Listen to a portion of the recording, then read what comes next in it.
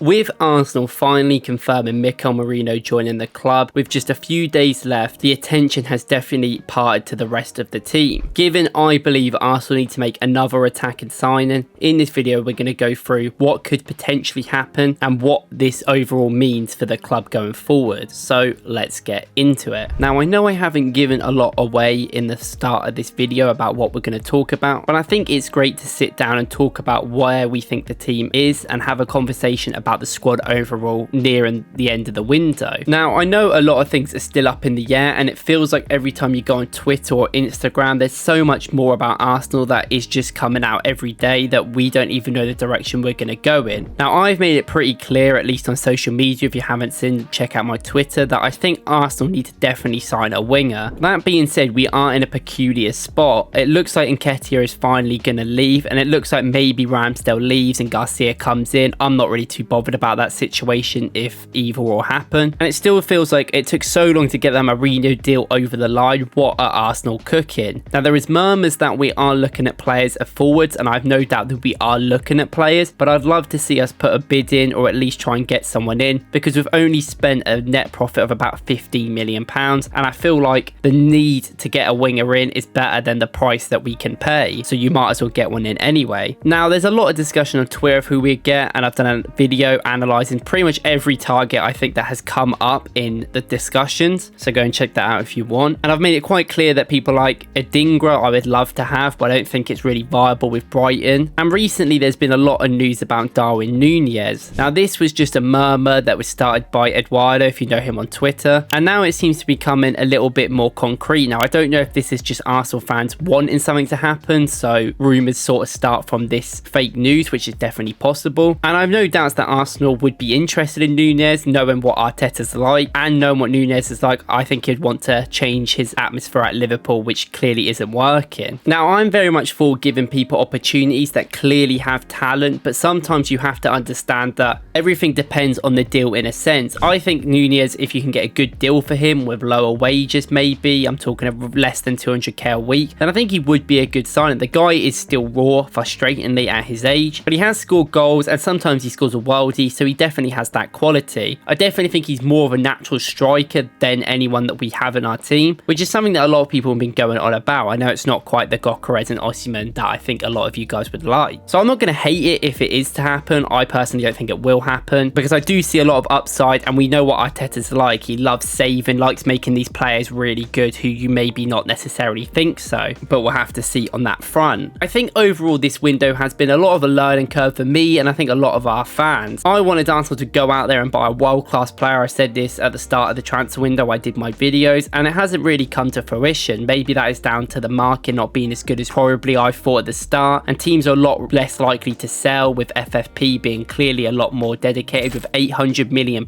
being less spent on Premier League teams this year. And I also feel like, yeah, some players are tied up to their clubs and some players are quite hard to get anyway, so you're going to have to wait another year on these things. That being said, I think overall we've done really well to get Calafiori in, obviously Ryan on a permanent, and now Mikel Merino. I mean, I love Ryan, we've gone about him a millions of times and we all know what Ryan's like. I think that's a perfectly good signing for the price we paid. Calafiori looks really exciting. I think against Aston Villa when he came in, I could really see the potential there, and he offers something different. And Mikel Merino definitely helps the tactics a lot more than necessarily being that worldy player that some people would want. And that maybe is the reason why we're being a lot quieter in this market. We're trying to fix the tactics out and we're trying to make the team better overall, rather than looking at these world-class players, because we do have quite a good team already. And we're not the only team to do this. Liverpool have obviously done this with the transfers they've made, where it looks like they're going to bring Chiesa in as a squad player for cheap, and that looks to be it. And obviously the goalkeeper's going to come in a few years later. And Man City have only at this point bought Savinho, the dodgy signing, and they've actually ended up selling a lot of their players. I mean, I'm worried that they'll go in for someone big, but let's fingers crossed they do not. And ultimately from a club perspective, it makes complete sense what they've done this season, who they've brought in and how we've progressed the team. But it is absolutely normal for a fan's perspective to have a little bit of a disappointment with it. Now understanding of, okay, yeah, that makes a lot of sense, but we can be disappointed that we didn't sign them big players. I know we have before, and you can say it's selfish, which is also another argument, but ultimately I would never want to take that emotion away from it. And it's the same thing with signing this Nunez link that we have. I have no doubt from a tactical perspective perspective and a development perspective, he'd be better. But am I going to just pretend that he is an elite goal scorer? He's not. He misses 100 chances a game. And I think for the heart rate of all of us, that would be very stressful to deal with when we've already got a lot of players that do that anyway. I sort of can see the positives and negatives of a lot of things. And ultimately, I'm not going to defend the club in every given moment. If Arsenal do not sign a forward in the next few days, I tell you, I will be disappointed. And I feel like it is the wrong decision. Now, I'm not in charge. They know more than me. So at the end of the day, we have to take what they do and we're going to have to just accept it. But I'm allowed to be upset about the decision, and so are you guys. You guys are completely allowed to be upset about anything I say, upset about the decisions the club is making. But overall, I like to talk about how the club is doing well a lot of the time, because we are in a really good space right now. We're a very good club, a lot better than we were a few years ago, and we are pulling in the right direction. I think right now a lot of people have a lot of anxiety around Arsenal, because it's that sort of belief that we know that we can achieve what we want to, but it's the fact that we need to get there. And we've been so close a few times now that it feels like it's inevitable we get there, but you never know. And it's also frustrating when you get these brilliant opportunities where we've clearly made money this summer and people believe we need to make more signings. Is Darwin Nunez that man? Is it Dingra, who I spoke about? Personally, I'd be happy with them to come in, but maybe not overall. And I think this transfer window has been quite humbling in a sense, because we've kind of got a more grasp of what the market looks like. The market is a lot worse than I believed at the start. Players are just not gettable who you probably think were at the start. And at least maybe next year we can go in for them Alexander Isaks, Bruno Guimaraes, these players that I really think would elevate the team to greater lengths. But at the moment, we're going to have to see what we do with our team. And sometimes it is good to focus on yourself, but I do think looking at our rivals here is very important. I still think Liverpool are a very competitive side. I think Arne Slot has come in and changed literally nothing compared to that Klopp team. Obviously, the tactics are a little bit different, but that love and atmosphere is still there like we have, and I can understand them being a threat despite not making that many signings, or